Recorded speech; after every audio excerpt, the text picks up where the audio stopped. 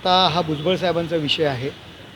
त्यांची भूमिका का आहे, कशामुळे आहे, त्याच्यामागचा हेतू काय, तो तुम्ही भुजबळ साहेबांनाच तुम्ही विचारा.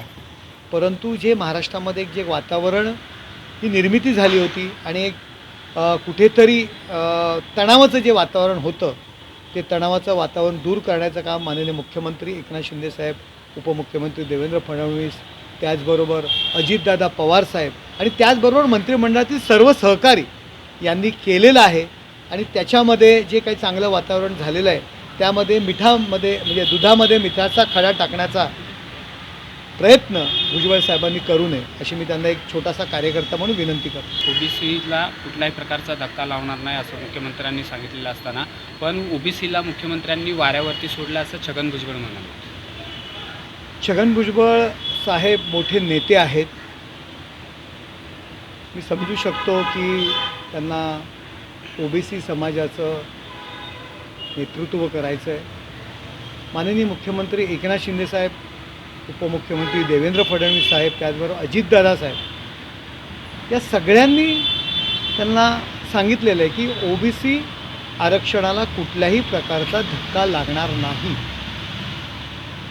ओबीसी आरक्षणामध्ये कुठल्याही प्रकारे त्यांना अडचण होणार नाही अशा पद्धतीने सांगितलेलं आहे. माननीय मुख्यमंत्री यांनी कुणबी नोंदी शोधण्याचं काम दिलेलं आहे. कुणबी ज्यांच्या नोंदी सापडत आहेत त्यांना मराठा आरक्षण देण्याचं, त्याचबरोबर जर कुणबी नोंद सापडली असेल तर नातेगोते सगळे सोयरे हा जो विषय आहे, ऑलरेडी ज्यांच्या कुणबी नोंदी आहेत पण इतके दिवस त्यांना मराठा आरक्षण दिलं नव्हतं. कुणबी हा प्रकार ओबीसीमध्येच अंतर्भाव आहे. भुजबळ साहेबांनी ह्या गोष्टी समजून घ्यायला पाहिजे. ते फार मोठे नेते आहेत. त्यांनी माननीय मुख्यमंत्री, उपमुख्यमंत्री साहेब, दोन्ही उपमुख्यमंत्री, त्यांच्या पक्षाचे नेते प्रफुल्ल पटेल साहेबसुद्धा म्हणालेले आहेत की भुजबळ साहेब जे बोलत आहेत ते त्यांचं वैयक्तिक मत आहे, पक्षाचं मत नाही आहे.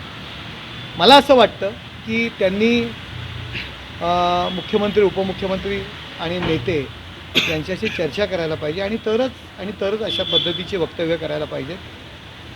त्याच्यामुळे त्याविषयी प्रतिक्रिया देणं मला उचित वाटत नाही. परंतु मुख्यमंत्र्यांबद्दल अशा पद्धतीने बोलणं योग्य नाही आहे. आणि मी एक शिवसेनेचा प्रवक्ता म्हणून की भुजबळ साहेब नेते आहेत, त्यांचा मान आणि सन्मान मी राखतो आहे. परंतु अशा पद्धतीने जर वक्तव्य केली तर आम्हालासुद्धा अशा पद्धतीनेच त्यांना उत्तर द्यावं लागेल. एबीपी माझा, उघडा डोळे बघा नीट.